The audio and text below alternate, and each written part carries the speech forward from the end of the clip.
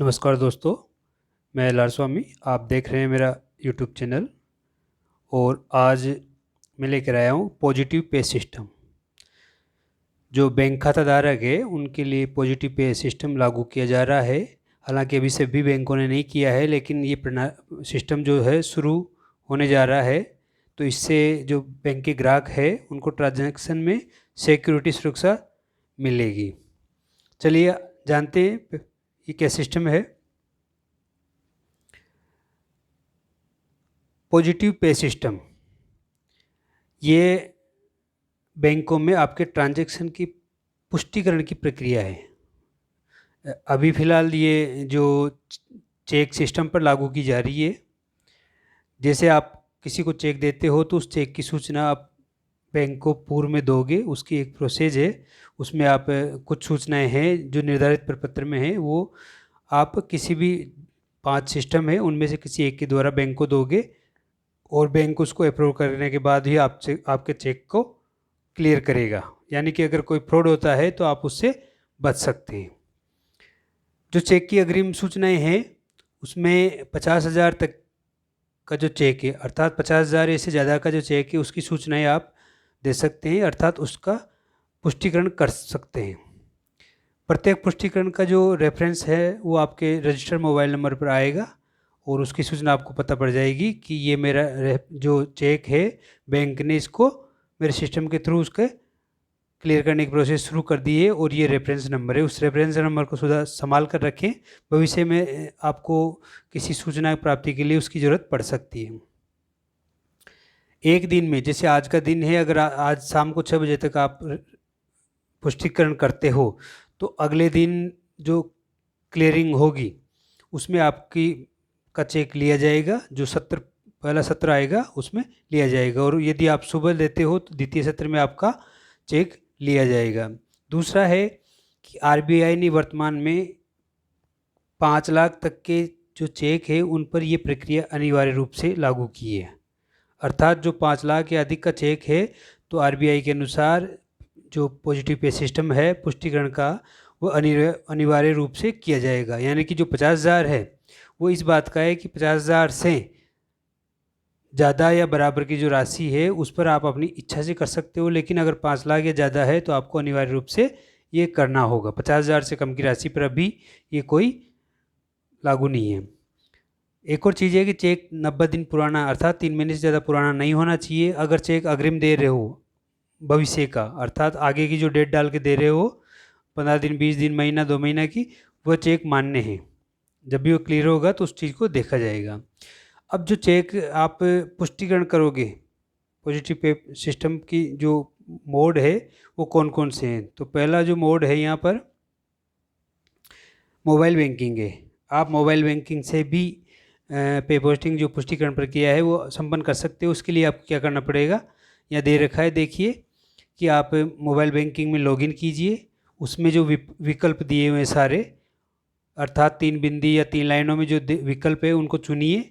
उसमें अनुरोध सेवा आएगी, उसको चुनिए। फिर उसमें पॉजिटिव पे पुष्टिकरण आएगा, वो चुनिए। खाता संख्या चुनिए, यदि एक से ज़्यादा खाता है तो वहाँ पर आपको खाता संख्या चुननी पड़ेगी, नहीं तो एक खाता आ रहा है तो वो चुने। फिर वहाँ चेक नंबर डालें, कितनी राशि का चेक है वो डालें। प्राप्त राशि डालते वक्त ये ध्यान रखिए कि राशि पूर्ण रूप में हो, पैसे में नहीं हो, रुपये में होना चाहिए।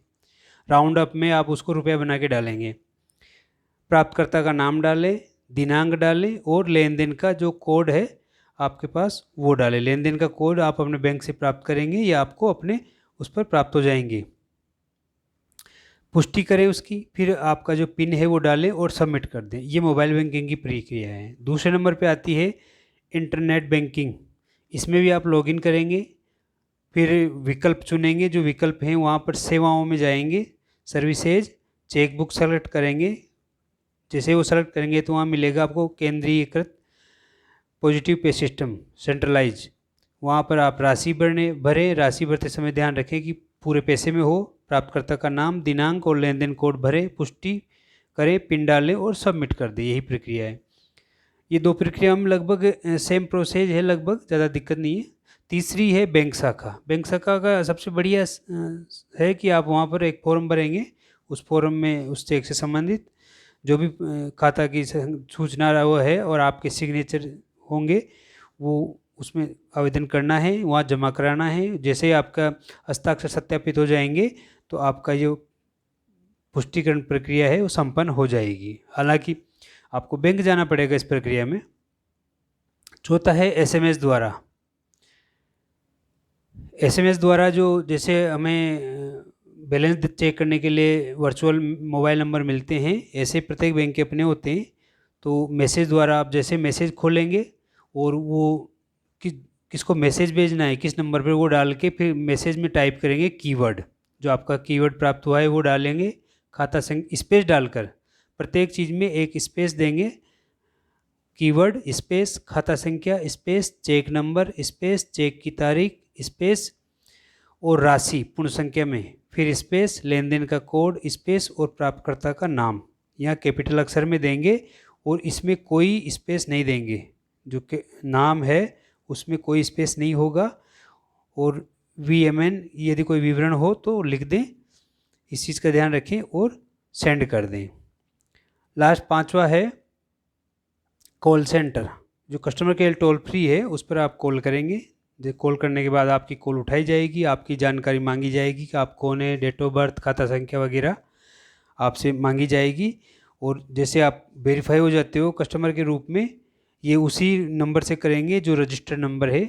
और आपकी पहचान होने के बाद में सत्यापन हो जाएगी, आप क्या चाहते हो तो आप उसमें बता देंगे कि उक्त चेक संख्या इतनी राशि फला व्यक्ति को जो शो किया है उसकी पे पुष्टिकरण करना है पॉजिटिव सिस्टम के तहत, तो वो आपका हो जाएगा। तो इस तरह से 5 प्रक्रिया है पॉजिटिव पे सिस्टम के तहत चेक की पूर्व पुष्टि करने की, जिससे आपकी चेक फ्रॉडिंग का काम रुक जाए।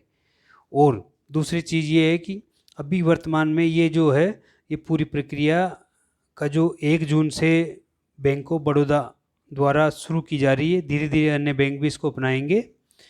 तो इस अभी 1 जून से बैंक ऑफ बड़ौदा द्वारा प्रारंभ की जा रही है, तो आगे सभी बैंकों में होगा। तो आपको इस चीज़ की सुविधा रहेगी कि भविष्य में यदि चेक वगैरह की जो ट्रांजैक्शन है उसका ध्यान रखेंगे आप। और वीडियो कैसा लगा इस पर कमेंट ज़रूर करें। और साथियों सब्सक्राइब करना नहीं भूलें, सब्सक्राइब करोगे तो अच्छे वीडियो बनाने की कोशिश की जाएगी। लाइक और शेयर ज़रूर करें अपने साथियों को। धन्यवाद। शुभ रात्रि।